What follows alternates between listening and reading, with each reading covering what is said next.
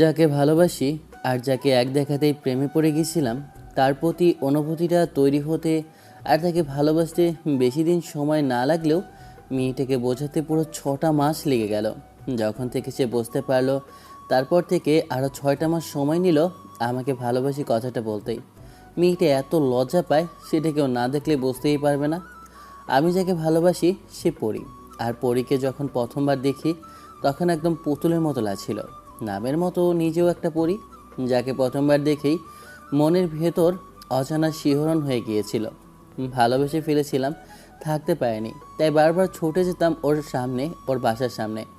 অবশ্য ওর বাসাটা আমারই এলাকাতে।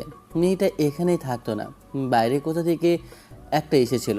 অবশ্য ওর আব্বুর ব্যবসায়ের কাজের জন্য এখানে চলে এসেছিল।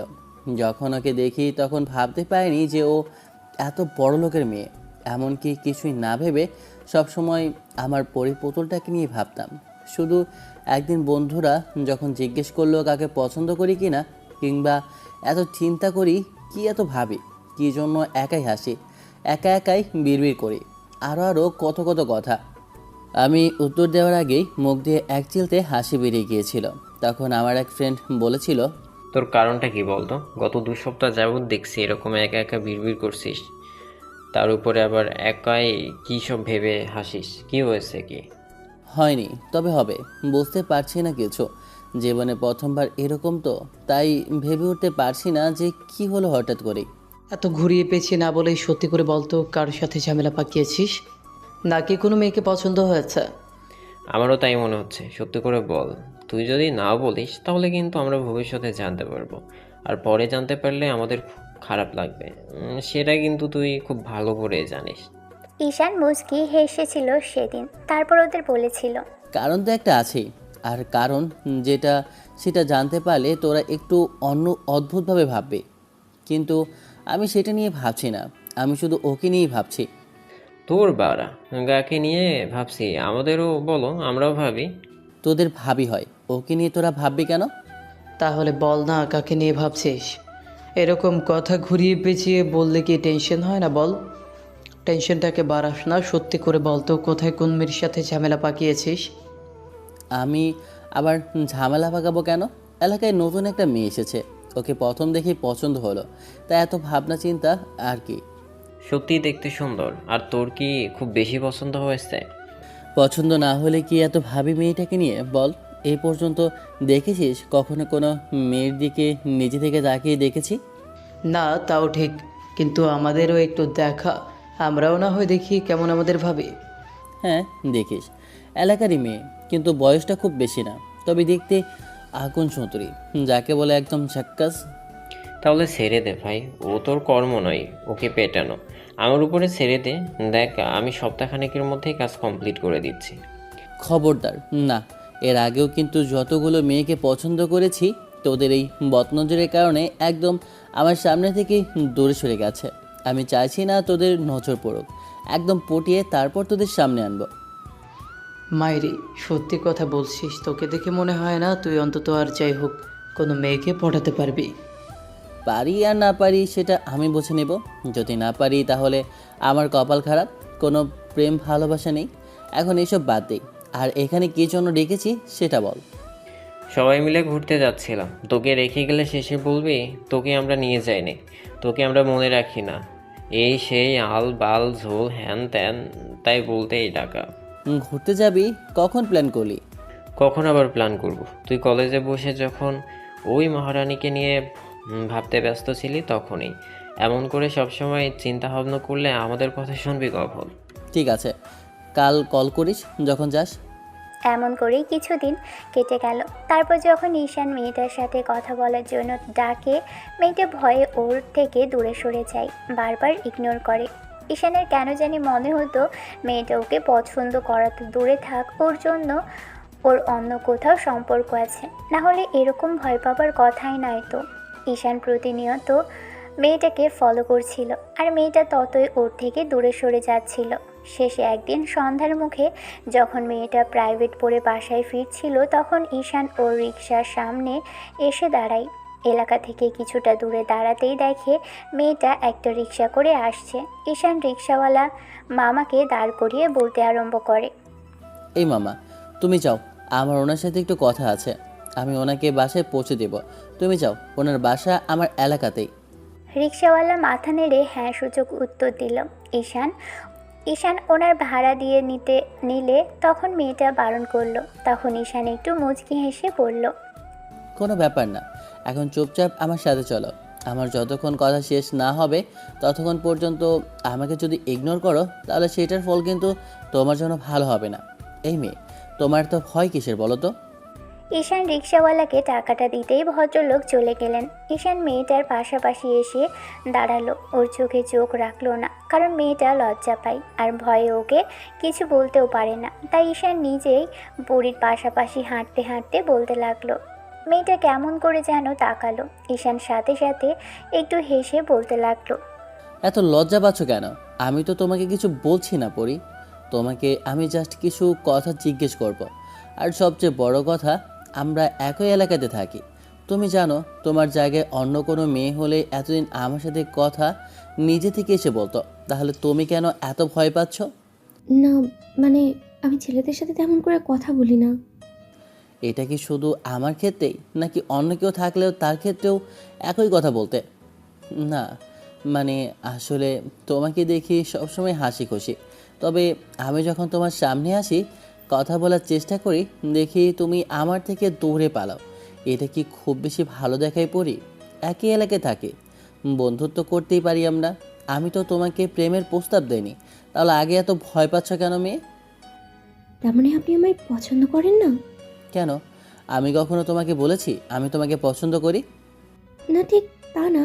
আসলে আমি ভেবেছিলাম যে আপনি... পছন্দ করি, তাই তো। আর পছন্দ করলে সেটা বলার সময়ই সুযোগ কি তুমি কখনো দিয়েছো?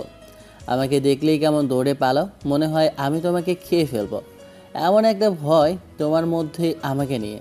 কী এত সমস্যা তোমার আমার সাথে কথা বলতে? আমি বাজে কোনো ছেলে? আমাকে দেখে খারাপ মনে হয়? কখনো দেখেছো কোনো মেয়েকে ডিস্টার্ব করেছি? পরি সামনের দিকে তাকিয়ে আছে আর সেদিকেই হাঁটছে। মেয়েটা ওর পাশাপাশি হাঁটছে আর কথাগুলো বলতেই এবার মেয়েটা মাথা নেড়ে হ্যাঁ সূচক উত্তর দিলে তখন ঈশান বলতে লাগলো, তাহলে সমস্যা কোথায় তোমার? আমার সাথে একটু কথা বলতে এত কিসের লজ্জা তোমার? আমি তো এইটাই বুঝতে পারছি না। তুমি কি তোমার আব্বুর সাথে কথা বলো না? সে কি পুরুষ মানুষ নয়? আব্বুর বিষয়টা অন্যরকম। আপনি এরকম করে বলবেন না তো। আব্বু তো আব্বুই। আব্বুকে আব্বুকে আমি ছোটোবেলাতে দেখেছি। আর ছোটোবেলা থেকেই আব্বুকে আমি প্রচণ্ড পরিমাণে সম্মান, শ্রদ্ধা আর ভালোবাসি। তার সাথে কি আপনার তুলনা হয়? আপনি একটা অচেনা ছেলে। কিছুদিন হবে এই এলাকাতে এসেছি, তেমন করে তো কিছু চিনিও না। তাহলে কোনো সমস্যা নেই, আমার সাথে ফ্রেন্ডশিপটা অন্তত করতে পারো। কিন্তু তুমি তো আগেই ভেবে রেখেছো এলাকায় কোনো ছেলে আসলেই সে তোমাকে পছন্দ করবে, তোমাকে প্রেমের প্রস্তাব দেবে। কি মনে হয় নিজেকে অনেক বেশি সুন্দরী ম্যাডাম? ঈশান আগ্রহসূচক দৃষ্টিতে তাকাতেই পরি মাথা নেড়ে না সূচক উত্তর দিল। ঈশান ফিক করে হেসে ফেলল। মেয়েটা গাল ফুলিয়ে রেখেছে। ঈশান বলতে লাগলো, এটা সত্যি, তুমি আসলে অনেক সুন্দরী, তবে এইটুকু তোমার চিন্তা ভাবনা করা ঠিক হয়নি। একটা ছেলে তোমার সাথে কথা বলতে চায় তার মানে এই না সে তোমার সাথে প্রেম করতে চায়। তাহলে আমার সাথে আসছেন কেন আপনি? কথা বলার জন্য। কি এমন কথা? আরে একই এলাকায় থাকি, আমি তোমার খোঁজ খবর নিতেই পারি, নাকি তাতেও তোমার সমস্যা হচ্ছে? তাহলে দেখা যাচ্ছে আপনি এলাকার সব মেয়েদেরই খোঁজখবর নিয়ে বেড়ান, তাই না? ঈশান অবাক চোখে মেয়েটার দিকে তাকালো। আর তাকাবেই না বা কেন? কারণ মেয়েটা এমন একটা কথা বলল যার জন্য ঈশানের মনে হলো মেয়েটা এসব নিয়ে জেলাসি। ঈশান আবারও ফিক করে হেসে ফেলে বলতে লাগলো, তা নয়, আর তুমি খোঁজ খবর নিয়ে দেখতে পারো। তোমার এলাকায় যে বড় আপুটা, মানে তোমার বাসায়, উনি আমাকে খুব ভালো করে চেনেন। ওনাকে জিজ্ঞেস করে দেখো আমি কোনো মেয়ের সাথে কথা বলি কিনা। আমি কেন খোঁজখবর নিতে যাব? খোঁজখবর আপনি আমার নিতে এসেছেন, নিয়ে চলে যাবেন। আমার সাথে এত কিসের কথা আপনার? কথা থাকতে পারে না তোমার সাথে? না, থাকতে পারে না। কারণ আপনি তো বললেন আপনি আমাকে পছন্দ করেন না। আমি ভেবেছিলাম আপনি আমায় পছন্দ করেন। সেটা ভেবেই কথা বলছিলে না, আর বারবার পালিয়ে যাচ্ছিলে। আর যদি তাই বলতাম তাহলে কথাও বলতে না। সেই জন্যই বলিনি যে আমি তোমায় পছন্দ করি। কি মনে হয় তোমার? তার মানে পছন্দ করেন আপনি আমায়? পরি চুপ করে রইল। তখন ঈশান ওর সাথে হাঁটতে হাঁটতে কিছুটা দূরে এসে দাঁড়ালো। পরি এবার মাথা নিচু করেই বলতে লাগলো, সামনে আমার বাসা, আমি যাচ্ছি, আপনি আর আসবেন না আমার পিছু পিছু। আব্বু জানতে পারলে রাগারাগি করবে, উনি এসব পছন্দ করেন না। আব্বু কি পছন্দ করে না শুনি? কারোর সাথে প্রেম করা নাকি কোনো ছেলের সাথে কথা বলা? দেখুন, আমি প্রেম ভালোবাসা নিয়ে ভাবি না, আর আব্বু এসব পছন্দ করে না, তাই আমি এসব নিয়ে ভাবতেও চাই না। সব মিলিয়ে পড়াশোনা নিয়ে একটু বিজি, সেই জন্যই আমি চাই না কোনো ছেলে আমার জীবনে পড়ে থাকুক। তার মানে তুমি ভেবে নিয়েছো আমি তোমার পেছনে পড়ে থাকবো? আছেন তো, প্রায় 1 মাস যাবত আমাকে ফলো করছেন, সেটা আমি জানি না মনে করেছেন? তার মানে তুমিও চাও আমি তোমাকে ফলো করি, তাই তো? 1 মাস যাবৎ আমি তোমাকে ফলো করছি, সেটা তুমি হিসাব করে রেখেছো? আমি কেন চাইবো অজব তো? আর সবচেয়ে বড় কথা হচ্ছে, আমি আপনাকে চিনি না, জানি না, তাহলে কেন চাইবো আপনি আমার পিছনে পড়ে থাকেন? সেটা হয়তো তোমার ভালো লাগতো, হতে পারে অন্য ছেলেদের হয়তো। অন্য কত ছেলে আমার পেছনে পড়ে আছে, আমি তাদের চিন্তা ভাবনাও করিনি, তাহলে আপনার চিন্তা কেন করব? তাদের ভালো লাগেনি সেজন্য তুমি চাওনি তারা পেছনে পড়ে থাকুক।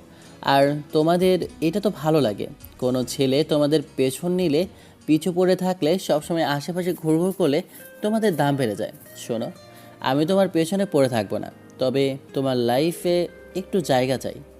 মানে? মানে আই লাভ ইউ। ঈশানের কথাতে পরির ভিতর কেমন শীতল একটা বাতাস বয়ে গেল। সাথে সাথে মেয়েটা লজ্জায় একদম নেতিয়ে পড়ার মতো অবস্থা হলো। ঈশান পরির অবস্থা দেখে ফিক করে হেসে বলতে লাগলো, এত লজ্জা পাবার কিছুই নেই, কিছুদিন বাদেই দুজনে কাছাকাছি আসবো, দুজনে আরও চেনা জানা হবে, তখন না হয় লজ্জা পেও। আর না হলে লজ্জাটা অন্য কারো ক্ষেত্রে রাখো, আমার জন্য তোমার এত লজ্জা রাখতে হবে না। সবচেয়ে বড় কথা কি জানো তো, আমি চাই না তুমি আমার সামনে এত লজ্জা পাও।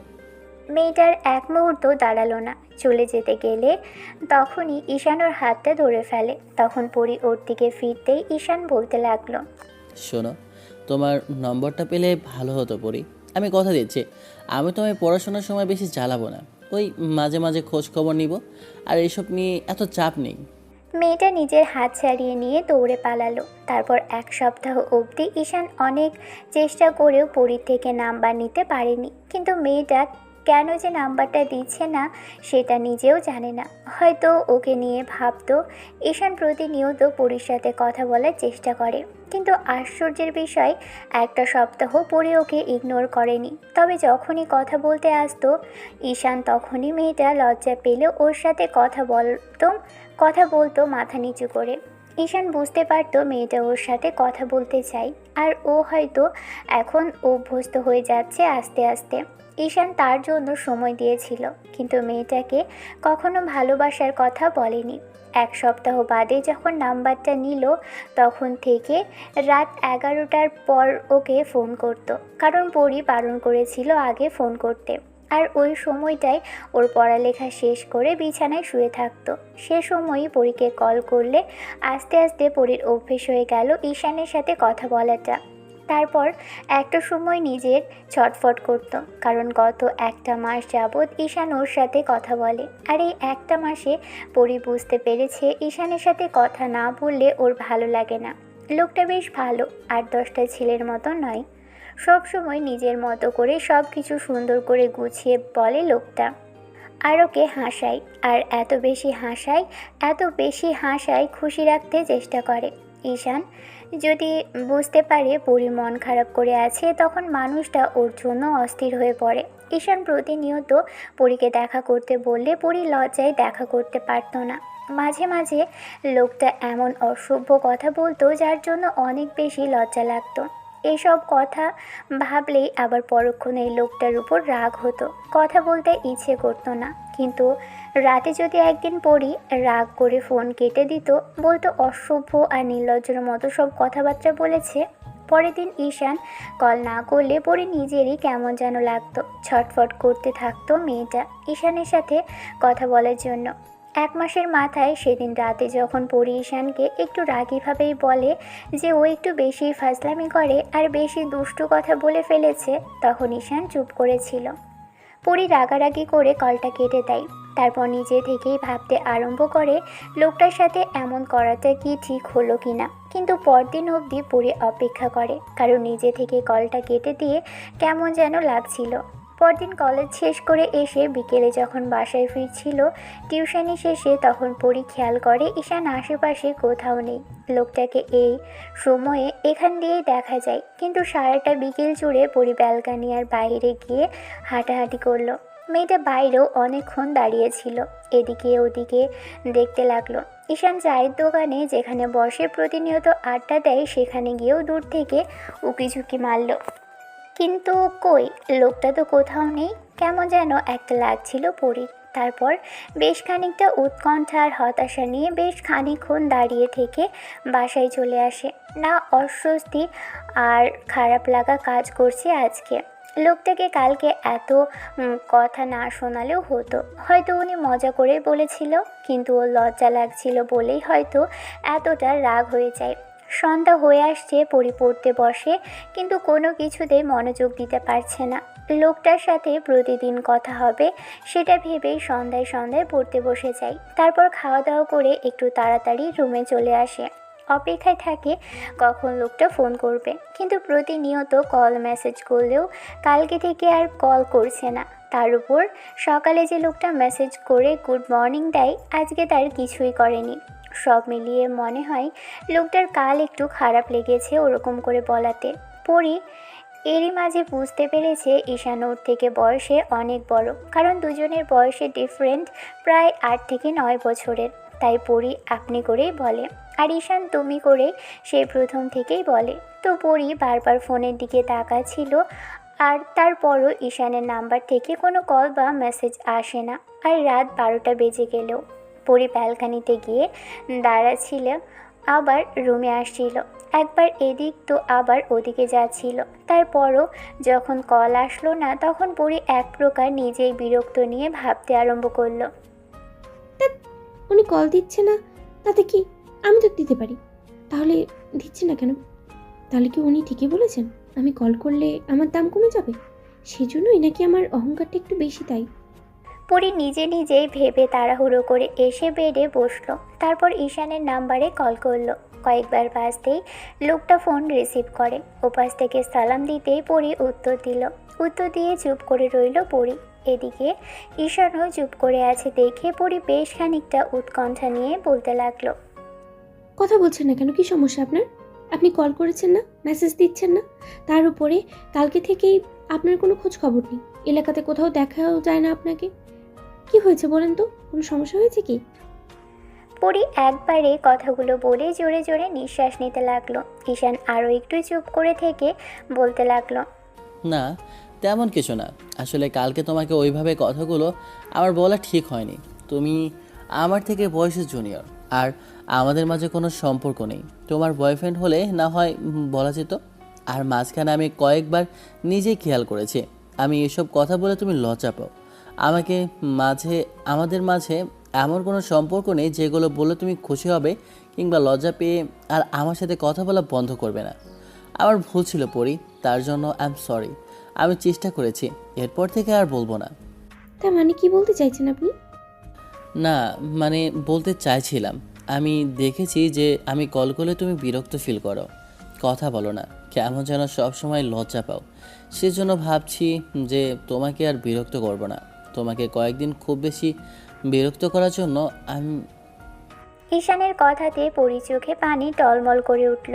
মেয়েটা কিছু বলতেও পারছে না। তারপর ঈশান কথাগুলো শেষ করার আগেই পরি গলাটা ধরে আসছিল।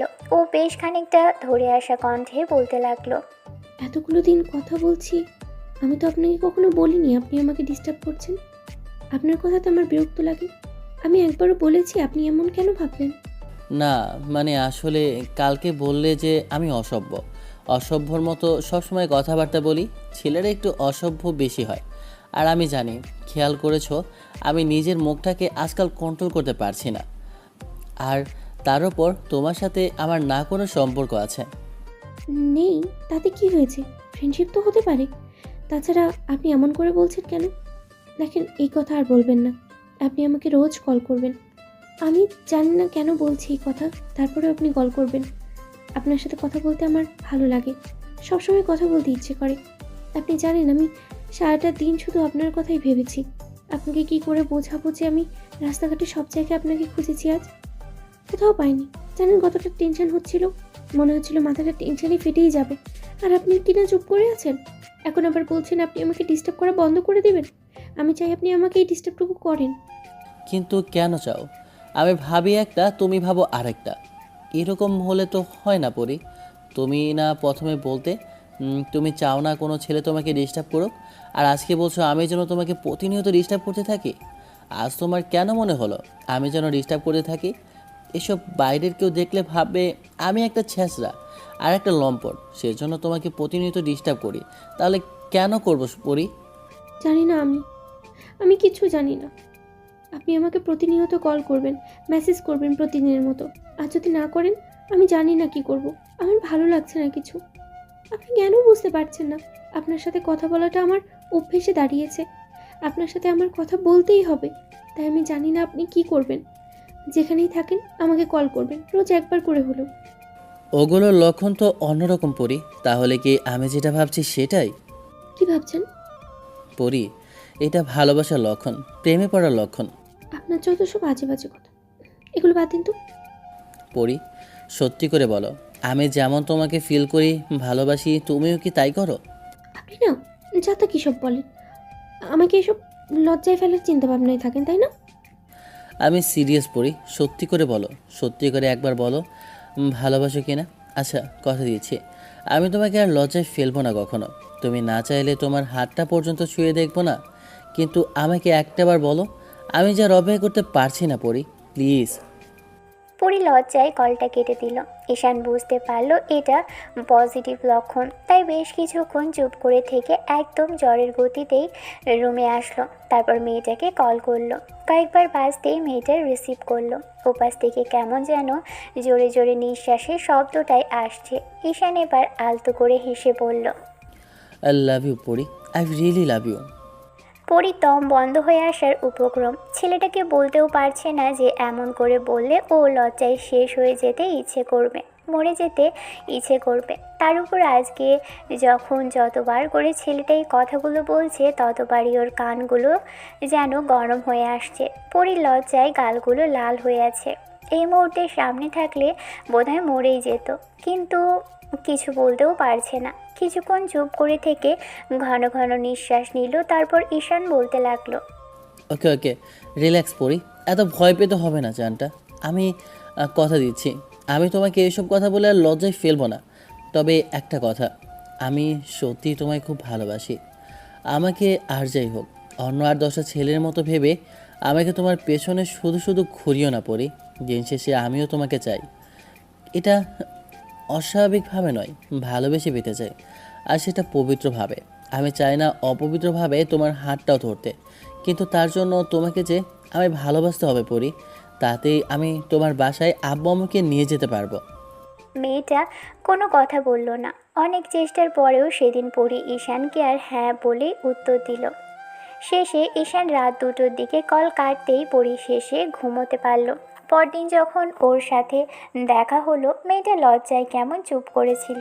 ঈশান পরির সাথে কথা বলতে বলতে এলাকায় আসলো। তারপর মেয়েটাকে বাসার সামনে পৌঁছে দিয়ে ঈশান চলে গেল। এমন করেই চলতে লাগলো দুজনের দিন। আর মাঝে বারবার ঈশানকে পরীকে জিজ্ঞেস করতো ওকে ভালোবাসে কিনা, কিন্তু মেয়েটা কেন জানি বলতো না। অন্যদিকে ঈশান ওর মুখ থেকে শোনার জন্য অপেক্ষা করছে। ঈশান জানে পরি ওকে এখন ঠিক কতটুকু ফিল করে, আর ওকে যে এখন ভালোবাসে সেটা ঈশানের অজানায় কিছু নয়। তবে ঈশান চায় মেয়েটাকে সময় দিতে, যাতে লজ্জার শঙ্কাটা কাটে। এমন করেই সময় দিতে দিতে ঈশান পুরো 5টা মাস ওকে সময় দিয়েছে। শেষ 5ম মাসের মাথায় ঈশানের মনে হতে লাগলো এর পিছনে খামোখায় সময় নষ্ট করা। মেয়েটা ওকে যদি ভালোবাসতো তাহলে বলেই দিত। আগাগোড়ায় এই মেয়ের লজ্জা পাওয়ার স্বভাব, তাই এই হালটা ছেড়েই দিয়েছিল। প্রতিদিন ঈশান ওকে ইগনোর করতে লাগলো, আর এটাই চাইতো যদি পরি ভালোবেসে থাকে তাহলে যেন মেয়েটা নিজে থেকেই কথাগুলো বলে। কিন্তু না, মেয়েটা নিজের মতো করে লজ্জা পেয়ে যাচ্ছে। তাই ঈশান ওকে কল করা মেসেজ করা বন্ধ করে দিল। সব সময় ব্যস্ততা দেখাতো। পঞ্চম মাসের পুরো একটা সপ্তাহে এমন করে চলল। শেষে পরি বুঝতে পারল যে ঈশান ওকে কেন ইগনোর করছে। হয়তো এখন আর ওকে ভালো লাগে না। এসব কথা ভাবছিল পরি, আর চোখ দিয়ে পানি পড়ছিল। সেদিন যখন ঈশানকে পরি কল করলো, ওই ব্যস্ততা দেখিয়ে কল কেটে দেয়। পুরো একটা সপ্তাহই এমন করে কাটে। রাতে পরি অনেকবার কল করলেও ঈশান কল রিসিভ করে না। পরদিন সকালে মেসেজ না দেখেই পরির অনেকটাই খারাপ লাগলো। পরি কলেজে যাওয়ার বন্ধ করে দিয়েছে, ইদানিং মন খারাপ করে থাকে। শেষ ওর বান্ধবীর সাথে এই বিষয়টা শেয়ার করলে তখন পরিকে বলে দেয় কী করতে হবে। পরি সেদিন বাসায় আসে, ঈশানের কলের অপেক্ষায় থাকে, কিন্তু না, বজ্জাতটা ওকে কল বা মেসেজ কিছুই করলো না। শেষে রাতে পরি 11টার দিকে ঈশানকে কল করলে ছেলেটা চুপ করে রইল। তখন পরি বলতে লাগলো, এখন আপনার কোনো ব্যস্ততা নেই? এখন ইগনোর করবেন না আমায়? না, এখন কোনো ব্যস্ততা নেই। কিছু বলবে তুমি? এখন আর আমায় ভালো লাগে না, তাই না? না, ঠিক তেমন না। তাছাড়া আমি বুঝে গেছি অনেক কিছুই। সব কিছু সবসময় করতে নেই, আর সব কিছু নিয়ে সবসময় জেদ করতে হয় না পরি। মানে এটাই যে তুমি অন্তত আর যাই হোক ফ্রেন্ড হিসেবে পছন্দ করলেও আমায় ভালোবাসতে পারবে না। যদি তাই হতো অনেক আগেই সেটা করতে। আর আমি তোমাকে ভালোবেসে কথা বলেছিলাম পরি, আর এখনও বাসি। কিন্তু তুমি অন্তত আর যাই হোক আমার মতো ছেলেকে ভালোবাসতে পারবে না। আমি সেটা বুঝে গেছি। জোর করে তো ভালোবাসা আদায় করা যায় না, আর আমি চাই না তেমন কিছু করতে। তবে যেদিন তুমি অন্য কাউকে ভালোবাসবে, সে যখন তোমাকে এমন করে সব কিছু বোঝার পর দূরে সরিয়ে দিবে, তখন তোমার মনে হবে আমার আজকের এই বলা কথাগুলো। ভালো থাকবে পরি। আমি চাই না তোমার সাথে এত কথা বলে নিজেকে আরও দুর্বল করে তুলতে। তুমি এই 5.5 মাসেও বুঝতে পারোনি যে আমি ঠিক তোমায় কতটুকু ভালোবাসি। আসলে আমি ব্যর্থ হয়েছি, তোমাকে বোঝাতে পারিনি। আসলে কখনো কাউকে ভালোবাসিনি, তাই কিভাবে বলতে হয়, কিভাবে বোঝাতে হয় সেটাও আমার ধারণার বাইরে। একদম মিথ্যে বলবেন না। সত্যি করে বলুন যে অন্য কেউ আপনার লাইফে এসেছে, তাকে ভালোবাসেন আপনি, তাই না? এখন আর আমাকে ভালো লাগে না। অন্য ছেলেদের মতো আপনিও শেষ পর্যন্ত। পরি কথাটা বলে বাচ্চাদের মতো ফুপিয়ে কেঁদে উঠল, দু হাতে মুখ ঢেকে। কিছুক্ষণ যাবৎ মেয়েটা ফোপাতে লাগলো। ঈশান শুধু কান্নার শব্দটাই পেল। পরি কেন জানি ঈশানকে বলতে পারলো না যে ওকে ভালোবাসে কিনা। কিন্তু আজকে ছেলেটার এরকম ইগনোর ওর খুব বেশি কষ্ট হচ্ছে। ঈশান একটু চুপ করে থেকে একটা সময় বলতে লাগলো, পরি, আবেগ দিয়ে জীবন চলে না। তুমি আমায় ভালোবাসো না, তারপরে এসব কথা কেন বলছো? আমাকে এসব জেদ করে লাভ নেই। তার চেয়ে আমাদের মাঝে দূরত্ব থাকাটাই ভালো। দেখা হবে মাঝে মধ্যে, কথা হবে, সেটাই ভালো। তুমি তোমার লেভেলের কাউকে খুঁজে নেবে, আর আমার কি যোগ্যতা আছে তোমার মতো এত সুন্দরী মেয়েকে ভালোবাসার? তার মানে আপনি আপনি চেয়েছিলেন এতদিন ধরে আমার পেছনে ঘুরতে? যদি আমি রাজি হতাম তাহলে উল্টোপাল্টা কিছু করে। আমার ভালোবাসাটা পবিত্র পরি, সেটা তুমি বুঝতে পারোনি। আর ওটা আমার ব্যর্থতা যে আমি তোমাকে বোঝাতে পারিনি। তাহলে এখন দূরত্বের কথা কেন বলছেন? এতদিন ধরে কথা বলে আমাকে দুর্বল করে দিয়ে এখন আবার। এটা তোমার আবেগ পরি। আমার কথা শুনতে তোমার ভালো লাগে, সেই জন্য তুমি দুর্বল। তাছাড়া অন্য কিছু নয়। আমি জানি এটা তোমার ভালোবাসা নয় পরি। ভুল জানেন। কেন বলতে পারলেন না আপনি? আমি বলতে পারি না তার মানে কি এই যে আমি আপনাকে। তুমি কি পরি? না, পারবো না। লজ্জা লাগে আমার। তাহলে লজ্জা নিয়েই থাকো। একদম কল কাটবেন না। কল কাটতে কিন্তু আমি সারা রাত কাঁদবো, কান্নাকাটি করবো, ঘুমাবো না। তুমি কান্নাকাটি করলে তাতে আমার কি? কেন? আপনি না আমায় ভালোবাসেন, আমি কষ্ট পেলে আপনার খারাপ লাগবে না বুঝি? খুব ইমোশনালি ব্ল্যাকমেল করে শিখে গেছো, তাই না? এতই যদি আবেগ ইমোশন বুঝে গেছো, তাহলে আমাকে অন্তত একটাবার এইটুকু বলতে পারো যে তুমি আমায় ভালোবাসো। কেন বলো না সোনা পাখি? ঈশানের মুখে এমন আদুরে ডাক শুনে পরি মুহূর্তের মধ্যে চোখ জোড়া বন্ধ করে নিল। তারপর বুকের উপর হাত রাখতেই বুঝতে পারল বুকের ওঠানামা দ্রুত গতিতে হচ্ছে। লোকটা এত আদুরে কণ্ঠে ডাকলে যে ও লজ্জায় মরে যেতে ইচ্ছে করে। পরির গালগুলো গরম হয়ে আসছিল। পরি কিছুক্ষণ চুপ করে থেকে ঈশানের সাথে কথা বলা শেষ করলো। পরদিন নিজে থেকে কল করতে ঈশান অবাক হলো। এক সপ্তাহের মাথায় সেদিন পরি কলেজে এসব বিষয় নিয়ে ভাবছিল। তখন ওর সব বান্ধবীগুলোর বিষয়টা জিজ্ঞেস করলে তখন পরি ওর সম্পর্কের বিষয়টা আর ঈশান যে ওকে প্রচণ্ড পরিমাণে ভালোবাসে সেটা বলে দেয়। সব শোনার পরই বান্ধবী সোনিয়া বলে, যদি ভালোবেসে থাকিস তাহলে যেটা শুনতে চাই সেটা বলে দে। আর এত ঘোরানোর কি আছে? ছেলেটা সত্যিই তোকে ভালোবাসে। 6টা মাস যাবৎ তোর মুখে শুধু একটাবার কথাগুলো শোনার জন্য অপেক্ষা করে আছে। তাহলে তোর বলতে সমস্যা কোথায়? না মানে কিভাবে বলবো বুঝতে পারছি না। কিভাবে বলবি মানে? মুখ দিয়ে বলবি। এত লজ্জা পেলে হয় না বান্ধবী? ভালোবাসলে তাকে বলতে হয়। তাছাড়া ছেলেটা তোর জন্য কতটা পাগল ঠিক একটাবার ভেবে দেখ। অন্য 8-10টা ছেলের মতো তোকে ছেড়ে যায়নি। তুই বারণ করার পরই তোর থেকে দূরে যায়নি। ও তোর পিছনে সারাক্ষণ পড়েছিল। আর তুই যেভাবে বললি ছেলেটার সাথে তোর কথা বলতে ভালো লাগে, তাহলে এখন কেন বলবি না? বান্ধবীরা অনেক বলেছিল, পরিও সেটাই ভাবলো। তো 6 মাসের মাথায় সেদিন পরি বাসায় যাবে, তবে রিক্সা পাচ্ছিল না। তখন কি ভেবে ঈশানকে কল করে বলতে লাগলো, শোনেন, কোথায় আছেন আপনি? কেন, জানটার কি হয়েছে? খুব বেশি দেখতে ইচ্ছে করছে কি আমায়? তা তো করছেই, আপনাকে এক্ষুনি আমার সামনে চাই। আমি আমি কলেজের সামনে দাঁড়িয়ে আছি, 10 মিনিটে আসবেন এখানে? কেন বেবি, কেউ কি কিছু বলেছে তোমায়? সোনা পাখি, তাহলে বলো আমায়। না এরকম কিছু না, আপনাকে দেখতে ইচ্ছে করছে। অনেকদিন দেখা হয় না, তাই ভাবলাম আজকে আপনার সাথে একটু বাসার দিকে যাই। হঠাৎ এরকম কথা কেন বলছো? তার মানে কি ম্যাডাম কি আমাকে মিস করতে আরম্ভ করেছে? আমি ওসব জানি না, আপনি আসবেন কিনা বলেন। ঈশান কলটা কেটে দিল। পরি তাতেই বুঝতে পারলো পাগলটা আসছে। মিনিট 15-এর মধ্যে ঈশান এসে পরির সামনে দাঁড়াতেই পরি রাগ করলো না, জানতো বললেই ছেলেটা আসবে। পরি এসে সামনে দাঁড়ালো, তারপর বাইকে উঠে পিছন থেকে এক হাতে জড়িয়ে ধরতেই ঈশান খানিক অবাক হলো। আর হবে নাই বা কেন? এর আগে তো মেয়েটা এরকম পাগলামি করেনি, তার উপরে এমন করে কখনো ওকে পিছন থেকে জড়িয়ে ধরেনি। ঈশান কিছুক্ষণ চুপ করে রইল। একটা সময় পরি ওকে দু হাতে জড়িয়ে ধরল, পিঠের সাথে মাথা ঠেকাতেই ঈশান অবাক হলো। ঈশান বাইকটা স্লো করতেই পরি তখন বলতে লাগলো, আপনি আমায় এত ভালোবাসেন যে 6 মাস আমার মুখ থেকে শুধু ভালোবাসিতে কথাটা শোনার জন্য অপেক্ষা করে আছেন, তাই না? কেন, তোমার কি এখনো কোনো সন্দেহ আছে পরি? শোনো না, বলছিলাম কি যে আমি না আজকে বলতে চাই। বলতে চাও মানে কি বলতে চাও? বলতে চাই আমি আপনাকে সত্যিই ভালোবাসি। আমি জানি না কিভাবে ভালোবেসেছি, তবে আপনাকে নিয়ে আমার ভেতরে কিছু একটা চলছে।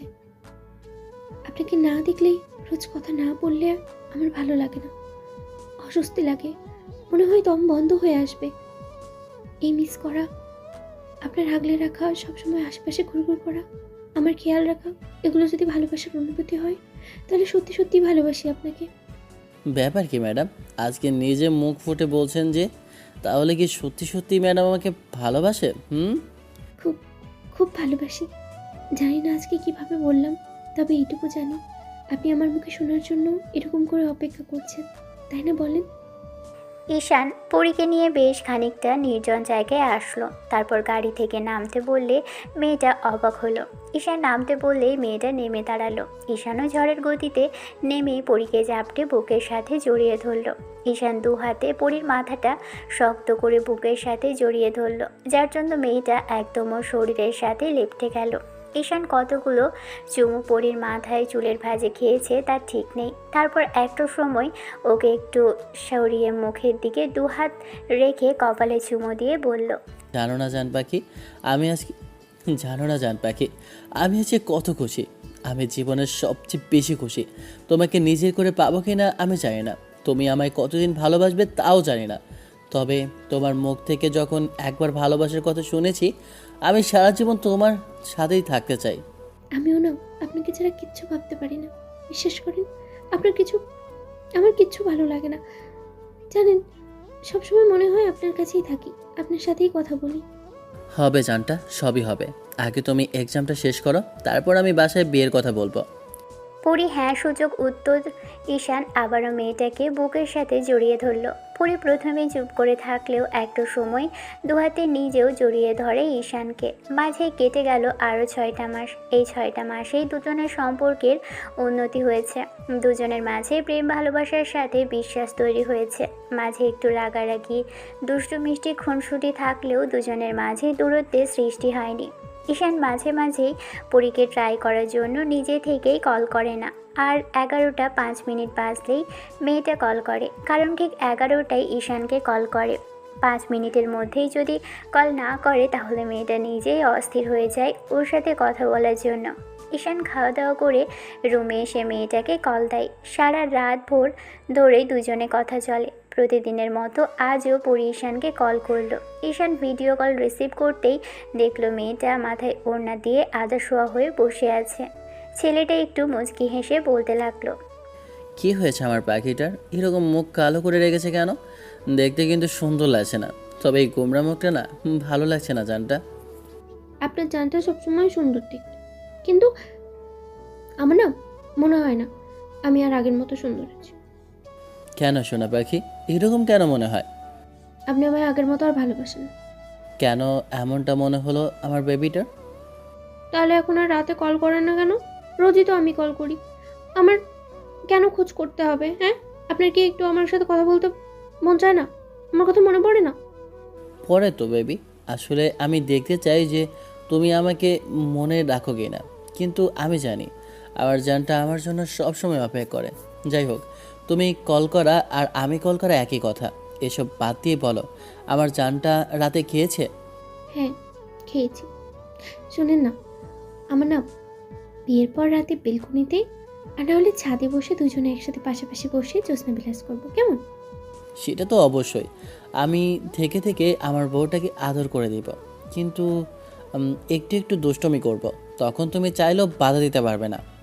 আপনি তো খালি দুষ্টুমি করার ধান্দা, সবসময় এইসব বলে আমাকে লজ্জায় ফেলা, তাই না? হ্যাঁ, তা তো ফেলবই।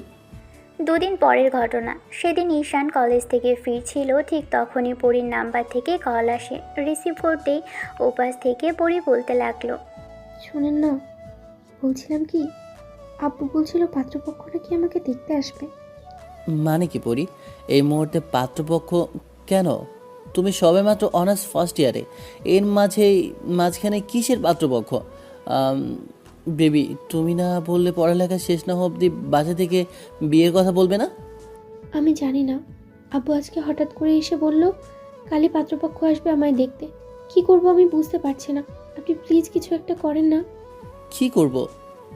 কেন আপনি আমায় ভালোবাসেন না? আপনি বিয়েটা ভাঙতে পারবেন না? ওদের তাড়িয়ে দিতে পারবেন না? ওরা যদি আমাকে পছন্দ করে ফেলে? তুমি সুন্দরী একটা মেয়ে, তোমাকে যে কেউ পছন্দ করবে, এটাই স্বাভাবিক। অস্বাভাবিক কিছু তো নয় পরি। আমি কিচ্ছু জানি না। অন্য কোথাও বিয়ে করতে পারবো না। আমি অন্য কারোর সামনে বসবো না। আপনি আপনি কেন এমন করছেন? কেন বুঝতে চাইছেন না আমি আপনাকে ছাড়া অন্য কাউকে নিয়ে ভাবতে চাই না? কেউ আমার প্রশংসা করলে আপনি করবেন, আমাকে যদি কেউ আদর করে ভালোবাসে সেটাও আপনি করবেন। সবই বুঝতে পারছি, কিন্তু যখন বলেছিলাম না, যদি ভালোবাসা থেকে থাকে আর অতিরিক্ত মনে হয় যে আমাকে ছাড়া থাকতে পারবে না, তাহলে এইসব কথা যেন বাসায় বলা হয়। আমার কথা তোমাকে আব্বুর কাছে বলতে বলেছিলাম, বলেছিলে বেবি? না, সাহস হয়ে ওঠে। আপনি তো জানেন আমি আব্বুকে দেখে ঠিক কতটুকু ভয় পাই।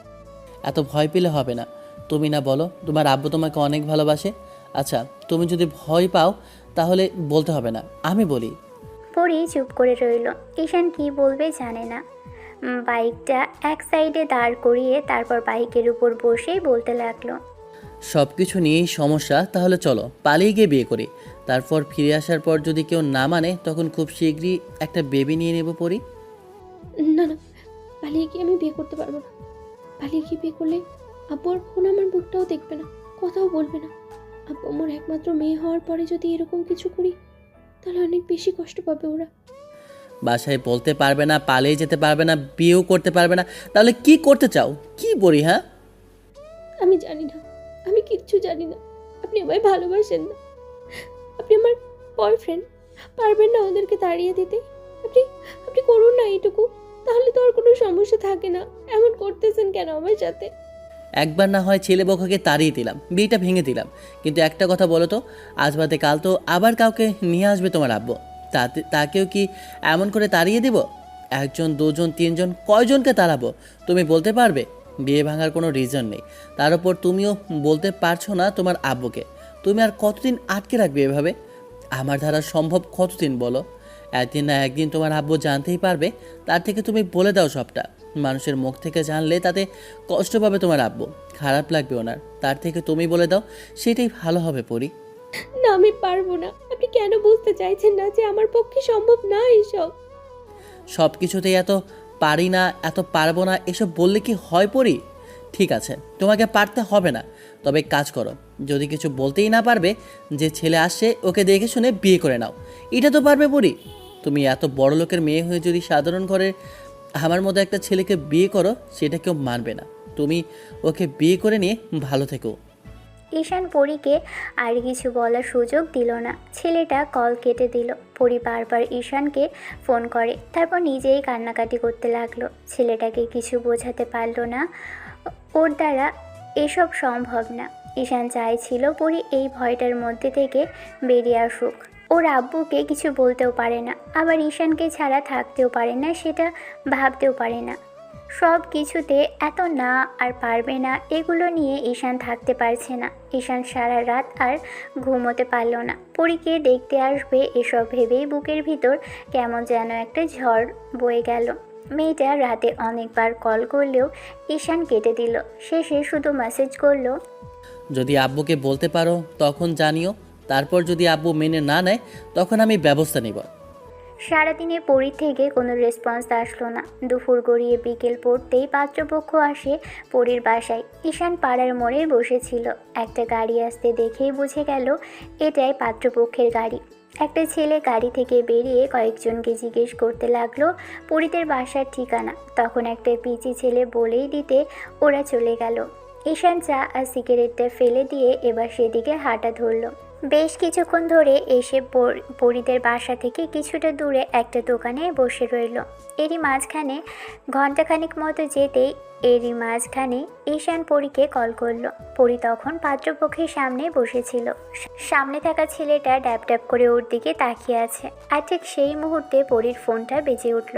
মেয়েটা তাড়াহুড়ো করে ফোনটা হাতে নিল, তারপর ঈশানের নাম্বার দেখে সবার সামনে রিসিভ করলো। ফোনটা কানে দিতেই পরীর আব্বুর চোখে ওর দিকে তাকালো। তখন পরী কিছু বলার আগেই ঈশান বলতে লাগলো, পাত্রপক্ষ পছন্দ করেছে তোমায় পরি? পরী চুপ করে রইল, মাথা নিচু করে আছে, চোখ দিয়ে পানি টপ টপ করছে। এত বড় দুঃসাহস পরী আগে কখনো দেখায়নি। পাত্রপক্ষের সামনেই আবার ফোন রিসিভ করেছে, তার উপর বয়ফ্রেন্ডের সাথে কথা বলছে। মেয়েটা কথা বলছে না দেখে ঈশান বেশ খানিকটা দীর্ঘ নিঃশ্বাস ফেলে বলতে লাগলো, ছেলেটা অনেক সুন্দর আছে, দেখে বোঝা গেল। ছেলেটা অনেক প্রতিষ্ঠিত, তোমাকে ভালো লাগবে। যেহেতু আব্বুর কাছে আমার কথা বলতেও পারোনি, আর নিজে কাউকে ভালোবাসে সেটাও জানোনি, আর সবচেয়ে বড় কথা তুমি পালিয়ে যেতে পারবে না। কোনো কিছুই তোমার দ্বারা সম্ভব না। আব্বুকে ছেড়েও আসতে পারবে না, আব্বুর কথার বাইরেও যেতে পারবে না। সব মিলিয়ে একটা দোটানার মধ্যে আছো পরি। তুমি কনফিউজড পরি। দিন শেষে জোর করে আমি যদি তোমাকে বিয়ে করি, তখন তুমি বলবে যে তুমি এসব মানো না, আমার সাথে থাকতে চাও না। ভুল করে ভালোবেসে ফেলেছিলাম এত বড় একটা বাড়ির মেয়েকে। আর সবচেয়ে বড় কথা কি জানো তো, ভালোবাসাটা বলে কয়ে হয়নি, হয়ে গেছে। তারপরও তোমার চিন্তা ভাবনা আর চুপ করে থাকাটাই বলে দিচ্ছে তুমি কিছুই করতে পারবে না। তাই আমার পক্ষে সম্ভব না কিছু করা। কারণ আমি যদি তোমার জন্য কিছু করি কিংবা রিস্ক নেই, তুমি তোমার আব্বুর সামনে সেটা স্বীকার করতে পারবে না। যাই হোক, বিয়েটা করে নাও, ভালো থাকবে। দুদিন বাদেই বিয়ে করে নিয়ে সব ভুলে যেতে পারবে পরি। আমি পুরুষ মানুষ তো, সব কষ্ট সয়ে যাবে আমার। ঈশান কলটা কেটে দিল। পরী আরেক মুহূর্ত সেখানে দাঁড়াতে পারল না। আশেপাশে একবার তাকিয়ে থেকে ফোনটা ফেলে রেখে দৌড়ে বেরিয়ে আসলো। পরীর আব্বু হতবাক হয়ে গেলেন মেয়ের কাজে। ছেলেপক্ষ কিছু একটা বলতে গেলে ওদের বোঝালো যে ওয়াশরুমে যাচ্ছে। মেয়েটা দরজা দিয়ে বেরিয়ে বাইরে এসে দেখলো ঈশান চলে যাচ্ছে।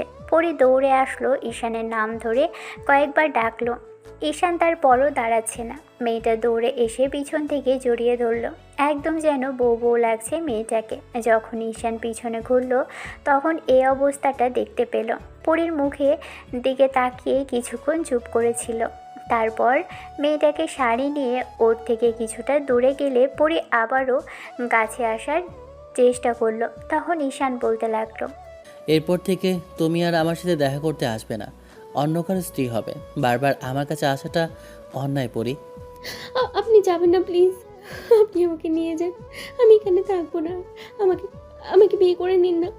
আপনি আপনি আব্বু আমার কাছে নিয়ে যান আমাকে, তারপরে বলুন না যে এখন আমি এসব বললেও তোমার আব্বু মানবেন না, কারণ যখন সময় ছিল তখন তুমি আমাকে বলতে বলোনি। আমি অনেকবার চেষ্টা করলাম তোমাকে বোঝানোর, আর তুমি বারবার এসব এড়িয়ে যাওয়ার চেষ্টা করলে। আমি এখন কি করব পরি? পরি, অবস্থাটা হাতের বাইরে চলে গেছে। এখন একটাই উপায় আছে, পালিয়ে যাওয়া। এই অবস্থায় তুমি পারবে আমার সাথে পালিয়ে যেতে? পারবে আমার সাথে যেতে? পরি মাথা নিচু করে ফ্যাচ ফ্যাচ করে কেঁদে ফেললো। তখন ঈশান বলতে লাগলো, এছাড়া আর কোনো উপায় আর বাকি রাখোনি তুমি পরি। আর আমি জানি তোমার পক্ষে সব সম্ভব না। এত কান্নাকাটি করে লাভ হবে না।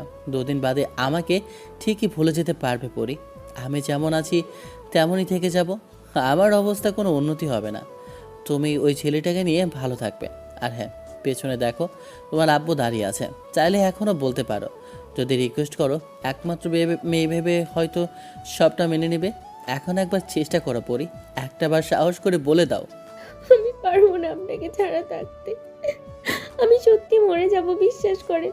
আপনাকে ছাড়া আমার আমার দম বন্ধ হয়ে আসছে। কাল রাতে আপনি আমার ফোনই ধরেননি। আমি কি করেছিলাম, কি করে নিজেকে বুঝিয়েছি জানি না, আপনিও জানেন না।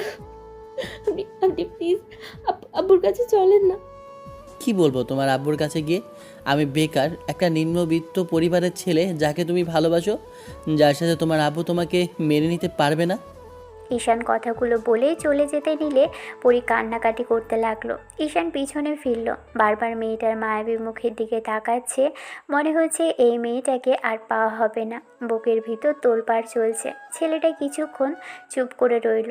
পরি ওর একটা হাত দু হাতের মধ্যে নিয়ে কয়েকবার চুমো দিয়ে বোঝানোর চেষ্টা করতেই ঈশান মেয়েটার হাত ধরে টানতে টানতে পরির আব্বুর সামনে এনে দাঁড় করালো। মেয়েটা মাথা নিচু করে ফুপিয়ে যাচ্ছে। এবার ঈশান পরির আব্বুকে উদ্দেশ্য করে বলতে লাগলো, আঙ্কেল, আপনি হয়তো আমাকে চেনেন কিনা জানি না, তবে আমি আপনার এই এলাকাতেই থাকি। আমি আফজাল সাহেবের ছেলে। আমার বাবা সামান্য একজন সরকারি কর্মকর্তা। আপনার মতো প্রতিপত্তি কিছুই নেই আমাদের। আপনার মেয়ে আমাকে ভালোবেসেছিল, কিন্তু সেটা বলতেই 6 মাস লাগিয়ে দিয়েছে। তারপর যখন আমি জানতাম যে আপনি এত বড় লোক আর আপনার মেয়ের সাথে আমাকে কখনোই মেনে নেবেন না, তখন আমি ওকে বলেছিলাম আমার কথাটা আপনার কাছে বলতে। পরি বলতে পারেনি ও আমাকে ভালোবাসে। আপনার মেয়ে আপনাকে প্রচণ্ড পরিমাণে ভয় পায়। আপনি ওর উপর রাগ করবেন, ওর সাথে কথা বলবেন না, বাড়ি থেকে বের করে দিবেন, এমন অনেক কিছুই।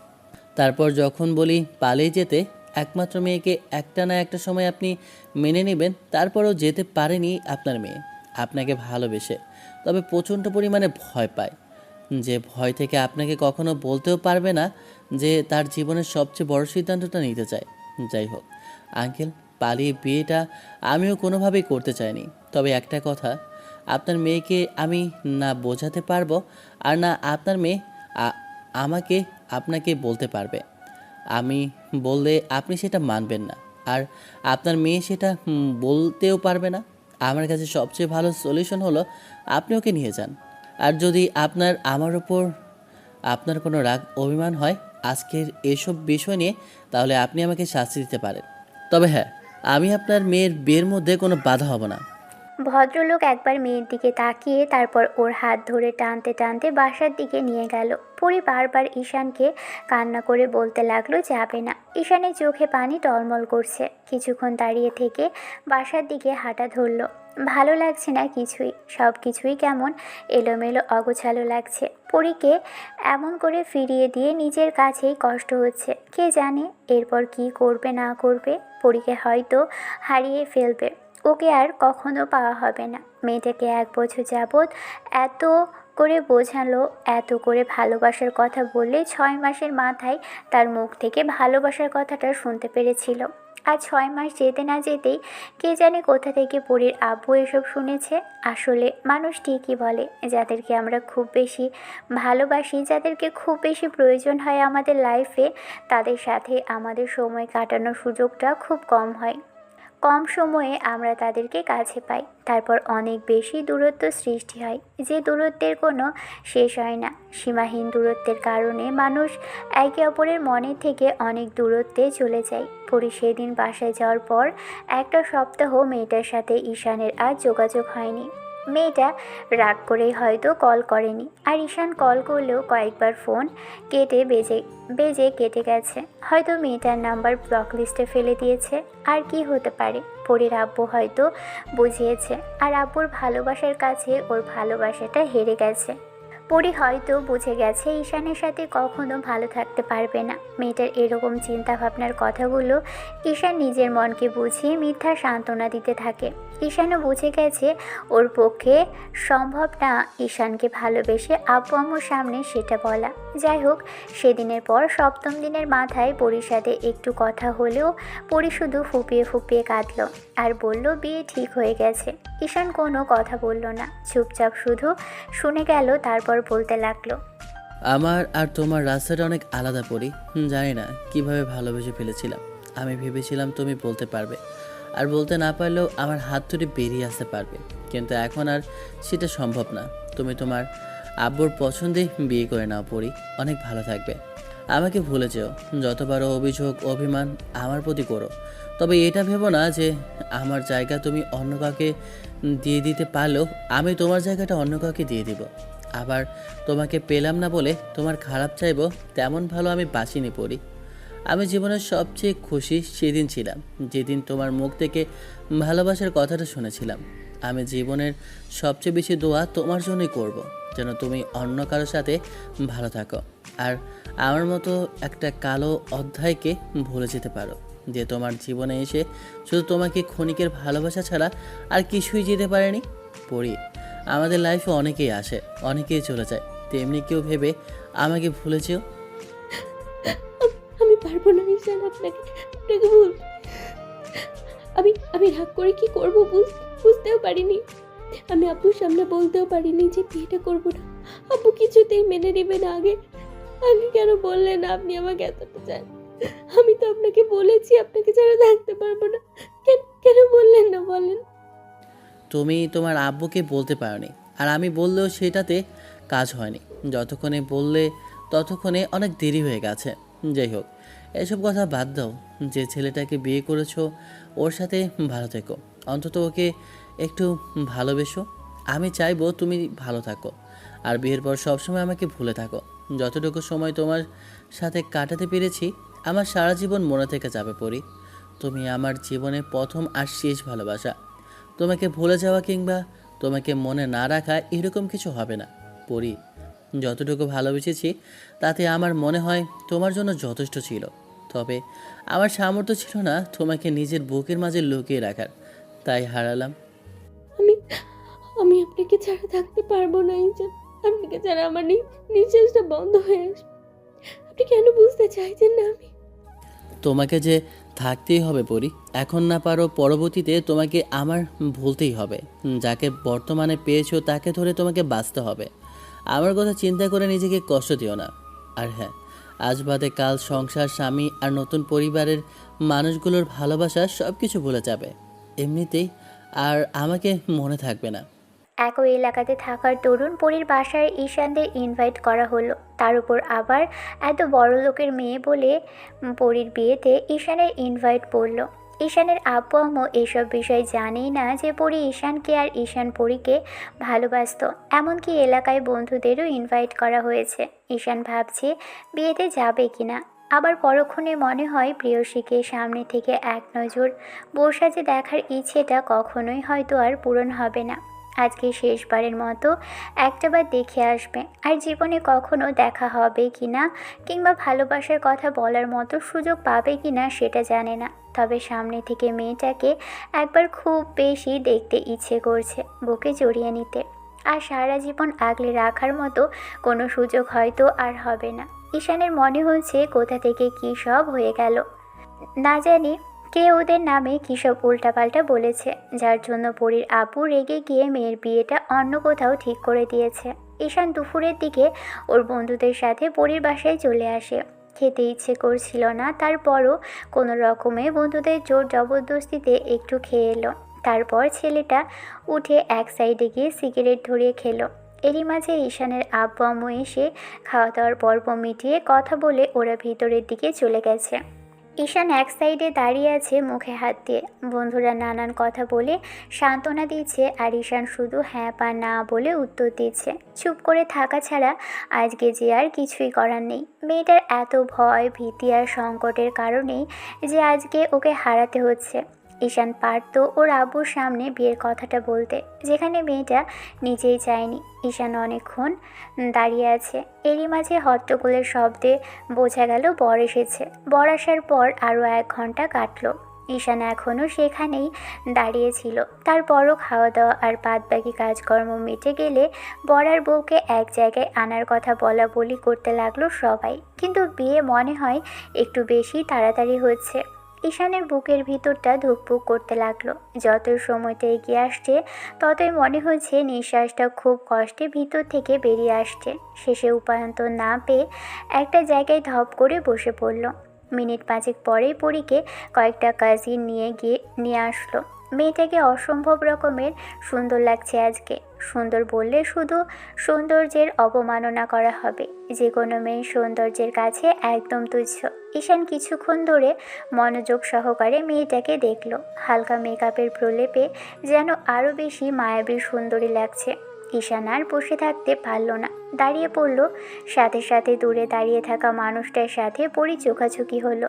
পরীর বুকের ভিতরটা ধক করে উঠল। কাল রাতেও কতবার লোকটাকে বলেছে একটাবার ওর সাথে একটু কথা বলতে, তারপরও ঈশান কোনো কথা বলেনি। পরী শেষ অবধি বলেছিল যে কাল রাতে পালিয়ে নিয়ে যেতে, কিন্তু ঈশান তখন কোনো কথা বলেনি। পরীর এখনও বারবার মনে হয়েছে এই বিয়েটাও করতে পারবে না। আর যাকে একবার ভালোবেসেছে তাকে ছাড়া অন্য কাউকে ভালোবাসা ওর পক্ষে যে সম্ভবই না। কি করেই বা এই মানুষটাকে ছাড়া অন্য কারোর সাথে থাকবে, যাকে একবার জড়িয়ে ধরে বলেছিল তার বউ ছাড়া অন্য কারোর বউ হবে না। আজকে কিনা তার সামনে অন্য কারো বউ হচ্ছে। পরী জানে আপু এই বিয়েটা কখনোই ভাঙবে না। তাছাড়া যেখানে একবার কথা দিয়ে ফেলেছে সেখানে ওর বিয়েটা যে করেই হোক দিয়েই দিবে। মিনিট 20 মধ্যেই কাজের সব কাজকর্ম শুরু করলো। ঈশান সেখানে এখনও দাঁড়ানো, ফ্যাল করে তাকিয়ে রইল। অন্যদিকে পরী অসহায়ভাবে ওর দিকে চেয়ে আছে। মেয়েটার চোখের কোণ বেয়ে অশ্রু গড়িয়ে পড়ছে। এই অসহায় চোখ জোড়াও হয়তো ঈশানকে কিছু একটা বোঝাতে চাইছে। শেষবারের মতো দেখার এক আকাঙ্ক্ষা তাকে তীব্রভাবে দেখে নিয়েছে। কাজে সব কাজকর্ম শেষ করে যখন পরীকে কবুল বলতে বলল, তখন মেয়েটা চুপচাপ বসে থেকে হাত দুটো মোচড়াচ্ছে। হাতে কলম দেওয়ার চেষ্টা করলেই মেয়েটা নিল না, শুধু মাথা নিচু করে রইল। ঈশান ওর দিকে তাকাতে পারছে না। পরীর আব্বু এসে পাশে দাঁড়ালো। মেয়েকে যখনই ভদ্রলোক কিছু বলতে যাবে তার আগেই পরী একবার সামনের দিকে তাকালো। তারপর হুটহাট করেই কেমন যেন ঢলে স্টেজের মধ্যে এলোমেলো হয়ে পড়ে গেল। সাথে সাথেই পরীর আব্বু ওর কাছে বসে পড়ে।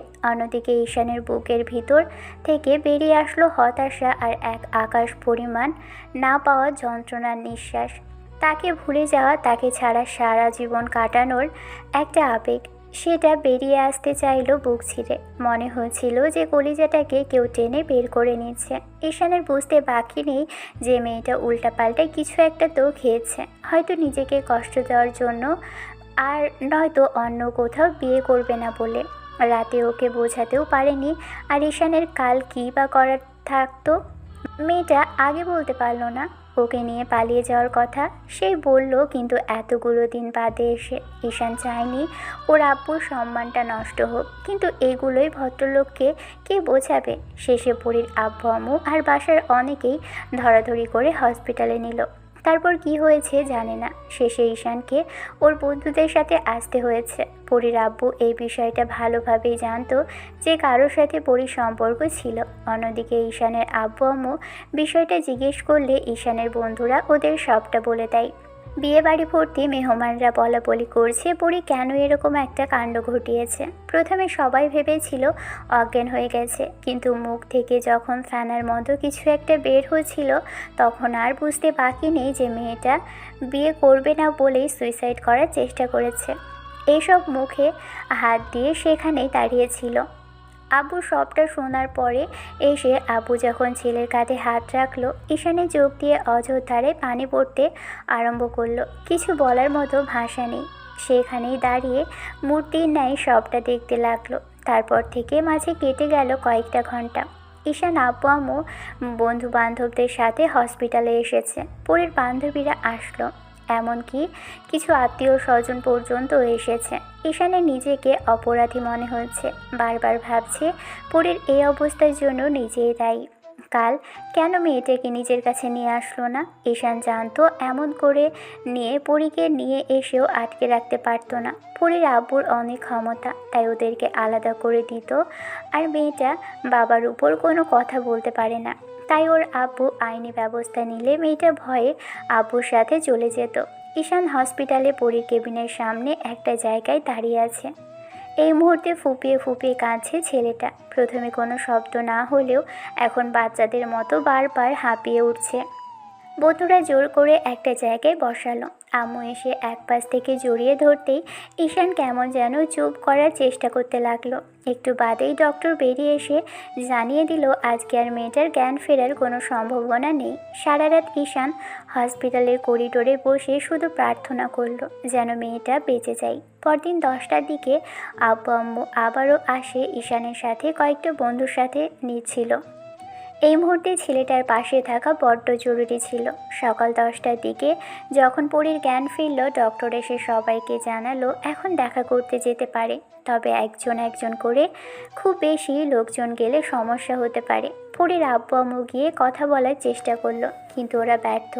মেয়েটা কথাই বলল না, উল্টো মুখ ঘুরিয়ে রাখলো।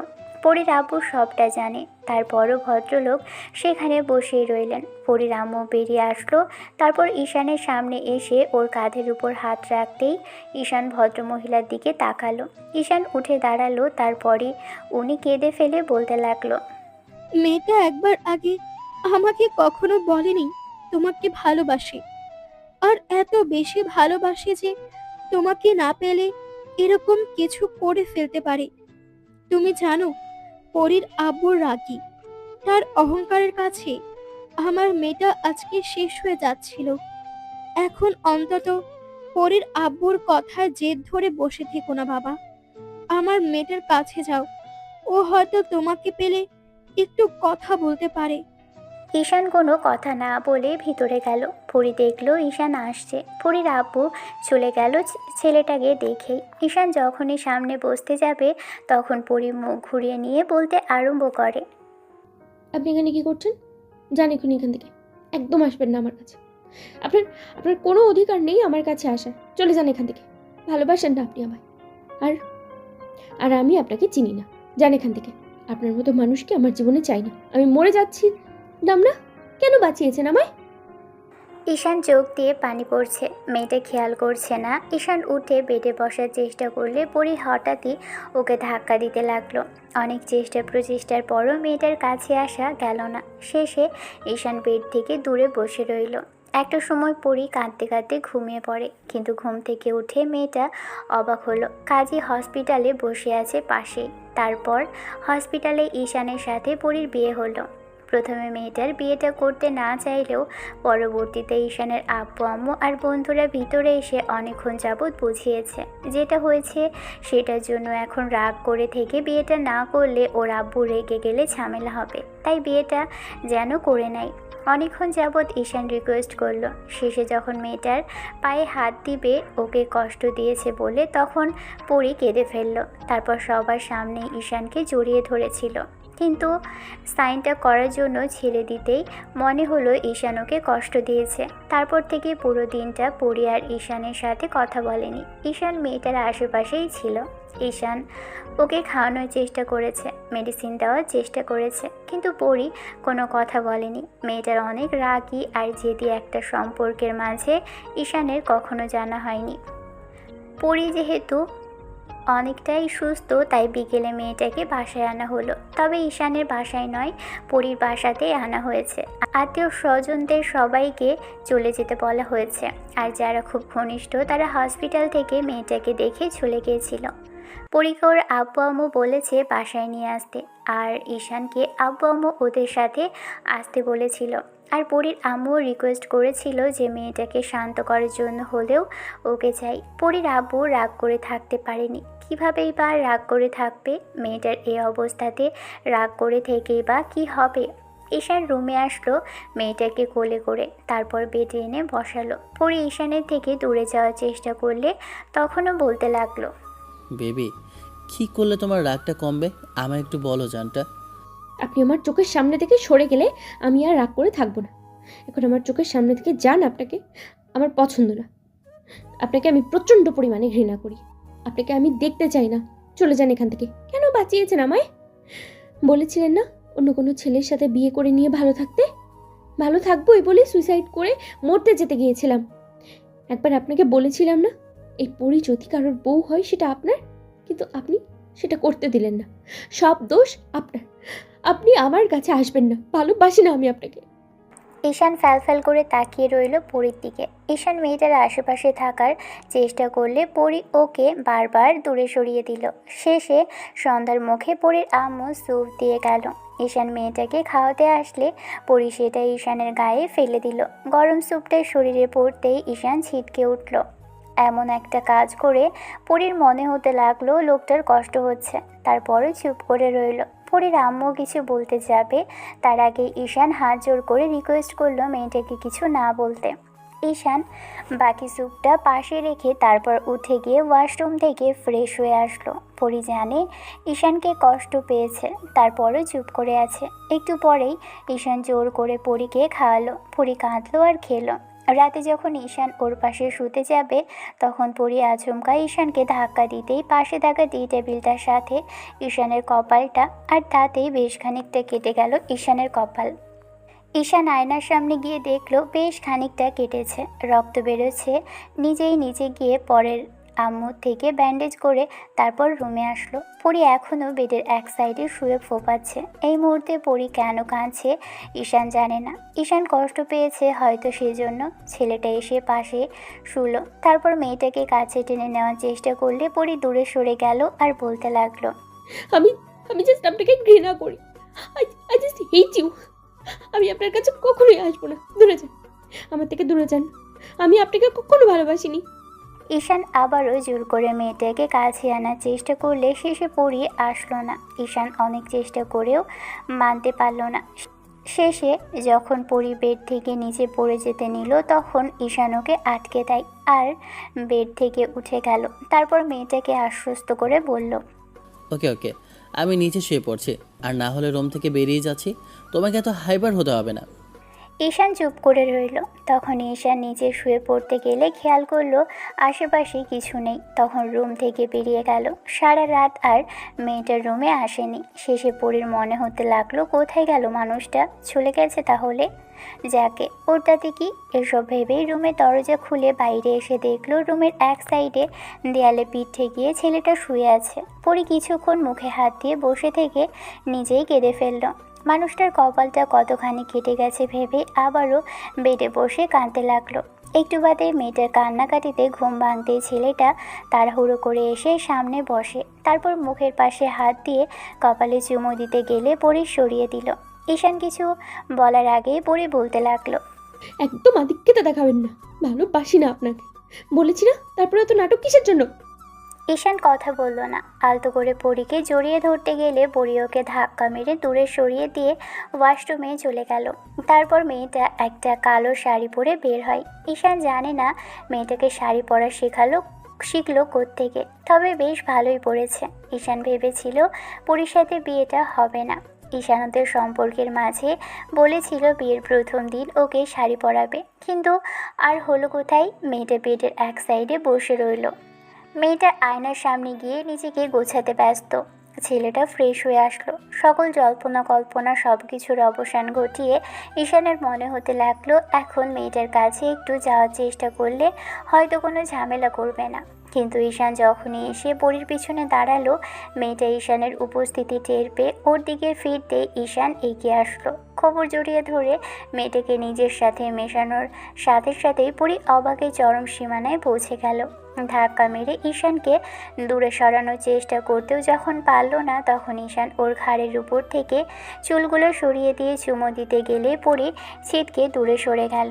তারপর ঈশানের দিকে ফিরে পড়ি হুটহাট করেই কিছু একটা হাতের কাছে পেয়ে সেটা ঈশানের দিকে ছুঁড়ে মারল, যেটা গিয়ে লাগলো ঈশানের বুক বরাবর। ছেলেটা বুঝতে পারলো বুকের অনেকটা ছিলে কিংবা কেটে গেছে। ঈশান কোনো কথা না বলে ওয়াশরুমে গিয়ে দেখলো বুকের বাঁ সাইডে অনেকখানি কেটে গেছে। যদি মেয়েটাকে বিয়ে করার পর থেকে এত বেশি টর্চার সহ্য করতে হচ্ছে, তারপরও এসব চুপ করে মুখ বুজে সবটা সহ্য করে নিয়েছে। ঈশান জানে পরীর এই কষ্টের কাছে ওর কষ্টটুকু সামান্য। পরী রুম থেকে বেরিয়ে যায়। একটু বাদে ঈশান এসে শার্টটা খুলে তারপর বুকটা দেখতে থাকে। একেই কাল গরম স্যুপটা গায়ে পড়ার কারণে অনেকখানি লাল হয়ে আছে, তার উপর আজকে আবার কপাল কেটেছে, রাতে আবার এখন বুকটা কাটলো। ঈশান একটু বাদেই নিচে আসলো। সবাই ব্রেকফাস্ট করছে। ঈশান ওদের সাথে ব্রেকফাস্ট করে একটু বাইরে যাওয়ার কথা বলে পরীর আম্মু কারণ জিজ্ঞেস করলো। ঈশান কিছু প্রয়োজনীয় জিনিসপত্র লাগবে বলে বাইরে চলে যায়। শেষে ফার্মেসিতে গিয়ে ঈশান বুকটা ড্রেসিং করিয়ে নিল আর কপালের ভালোভাবে ব্যান্ডেজ করে নিয়ে বাসায় আসলো। পরী ডাইনিংয়েই বসেছিল। ঈশান রুমে আসে, ভালো লাগছে না, হয়তো রাতে জ্বর আসবে। এরকম একটা পরিস্থিতিতে শরীরে আঘাতের কারণে জ্বর আসাটাই স্বাভাবিক। কালকে থেকে মেয়েটা হাতের কাছে যা পাচ্ছে তাই দিয়ে আঘাত করে যাচ্ছে। ঈশান শার্টটা খুলে তারপর বুকের ক্ষতটা দেখতে লাগলো। এরই মাঝখানে পরী দরজার সামনে এসে দাঁড়িয়ে ঈশানের এরকম কর্মকাণ্ড দেখতে লাগলো। ঈশান মেয়েটার উপস্থিতি টের পেয়ে শার্ট গায়ে জড়িয়ে নিল আর ব্যালকনিতে গিয়ে দাঁড়িয়ে রইল। রাগের মাথায় মানুষটার গায়ে আঘাত করে ফেলেছে, কাল রাতে ধাক্কা দিয়ে ফেলে দিয়েছে। কপালের ব্যান্ডেজটা দেখে বোঝা যাচ্ছে ঠিক কতটুকু কেটেছে। কিন্তু আশ্চর্যের বিষয়, ছেলেটা কাউকে কিছুই বলল না, আর কেউ এসব দেখে ওকে কিছু জিজ্ঞেসও করলো না। তাতেই পরী বুঝতে পারলো যে ঈশানের আর কোনো অভিযোগ নেই। শেষে যখন ঈশান রুমের মধ্যে থেকে কান্নার আওয়াজ পেল, তাড়াহুড়ো করে ভিতরে এসে দেখলো পরী ফুঁপিয়ে উঠেছে। ঈশানের সামনে বসতে গেলে পরী ওর দিকে তাকাতেই ঈশানের থেকে কিছুটা দূরত্ব বজায় রেখে বলতে লাগলো, পরি বেবি, কি হয়েছে তোমার? কাছে কেন শোনা পাখি? আর কান্না করবারই বা কি আছে? তাহলে নাও, মারো বকো। আর শুনলাম নাকি তোমার আব্বুর লাইসেন্স করা রিভলভার আছে, সেটা দিয়ে না হয় একেবারে শেষ করে দিতে পারো, অন্তত তাতে তোমার যন্ত্রণাটা কিছু হলেও কমবে।